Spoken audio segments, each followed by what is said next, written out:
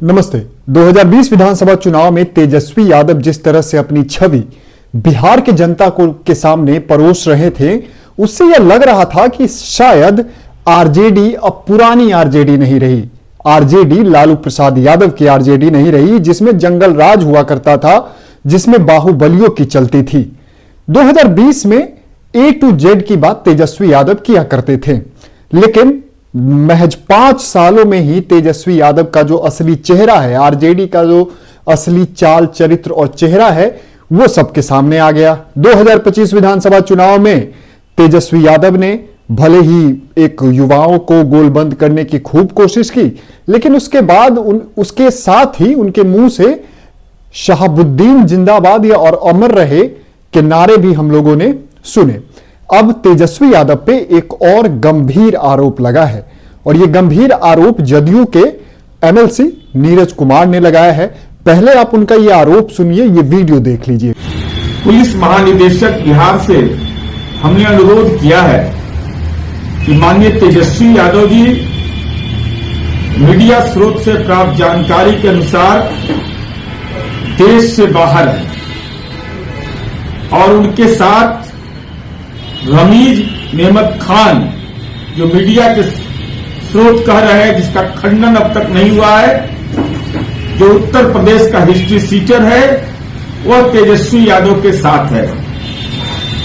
साथ ही साथ इसी बीच मोतिहारी में राष्ट्रीय जनता दल का उम्मीदवार रहा देवा गुप्ता, जिस पर 28 हत्या, रंगदारी जैसे संगीन मामले हैं, वो फरार है।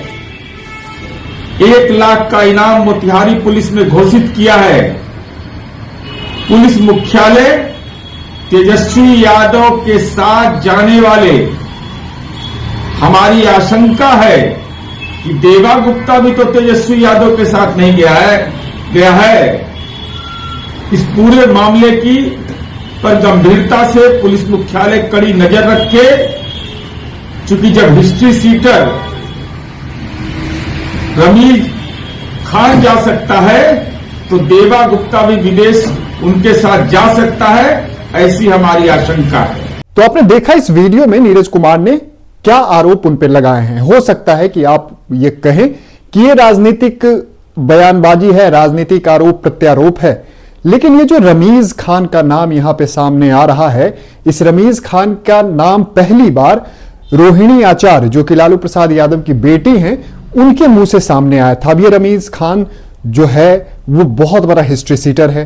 उत्तर प्रदेश में इस पे हत्या के आरोप में केस चल रहे हैं। ये कुछ दिन जेल में भी रहा, फिर वहां से जब जेल से जमानत पे बाहर आया तो फिर वो तेजस्वी यादव के साथ हो लिया। तेजस्वी यादव से इसकी जो संबंध है वो बहुत पुराना है। संजय यादव को राज्यसभा भेजने में जिसका सबसे बड़ा योगदान आप कह सकते हैं, वो यही रमीज खान ही है। ये रमीज नेमत खान उत्तर प्रदेश में हत्या का आरोपी है, और ये बात कोई दूसरा पक्ष या तीसरा पक्ष नहीं कह रहा, या फिर सरकार नहीं कह रही, बल्कि यह उन्हीं के फैमिली के लोग ये बात कहते हैं कि रमीज खान ने हत्या की और पारिवारिक हत्या ही की है, और आने वाले समय में ये अपनी पत्नी को विधायकी भी लड़वाने वाला है। तेजस्वी यादव इसमें मदद भी करने वाले हैं। समाजवादी पार्टी से इसको टिकट भी दिलवाने की कोशिश चल रही है। अब इस बात को आप समझिए कि तेजस्वी यादव जो अपनी छवि को अच्छा बनाना चाह रहे थे, अपने पोस्टर से लालू प्रसाद यादव की तस्वीरों को हटाकर जनता को यह संदेश देना चाहते थे कि हम जब सरकार में आएंगे तो लालू प्रसाद यादव जैसे सरकार चलाते थे वैसी सरकार हम नहीं चलाएंगे। लेकिन असलियत यह है कि रमीज खान जैसे हिस्ट्री सीटर को अपने साथ लंदन घुमा रहे हैं वो। अब इसी से आप समझ जाइए कि जो व्यक्ति हिस्ट्री सीटर है, जिस पे हत्या का आरोप है और कई मामले दर्ज है, वो व्यक्ति तेजस्वी यादव का पूरा पॉलिटिक्स सेट कर रहा है। संजय यादव और रमीज खान ही है जिसने तेजस्वी यादव के पिछले विधानसभा चुनाव में एक स्ट्रेटेजी बनाया था, कहां वो रैली करेंगे, क्या बोलेंगे, किससे मिलेंगे, टिकट किसे दिया जाए, ये सभी चीजें इसी दोनों आदमी ने तय किया था। अब जब इतना बड़ा हिस्ट्री सीटर तेजस्वी यादव को अपने इशारों पे नचाता है, अपने मतलब क्या कह सकते हैं उसको आप, कि वो जो बोलता है वो तेजस्वी यादव करते हैं, तो अब ये कैसे माना जा सकता है कि अगर तेजस्वी यादव या आरजेडी सत्ता में आ जाती है फिर से तो अपराधियों का राज नहीं होगा।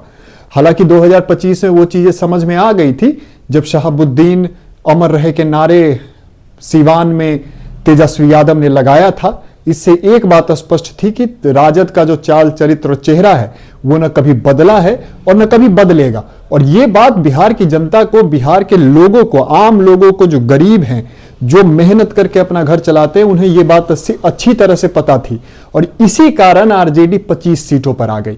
लेकिन जिस तरह से नीरज कुमार ने आरोप लगाया है रमीज खान को लेकर, और एक जो उनके प्रत्याशी थे जिसपे 1 लाख रुपए का इनाम है, भगोड़ा वो बता रहे हैं, तो इस पे नीरज कुमार को, हालांकि नीरज कुमार ने ट्विटर पे डीजीपी से को पत्र भी लिखा और ट्विटर पे भी टैग किया बिहार पुलिस और डीजीपी को, लेकिन इस पे कार्रवाई होनी चाहिए। सबसे बड़ी चीज है कि पॉलिटिकल बयानबाजी बहुत देखने को मिलती है, लेकिन जब, क्योंकि सरकार आपकी है और बहुत मजबूत सरकार है, तो ऐसे लोगों पे कार्रवाई क्यों नहीं होती है, ये सवाल बार बार उठता है।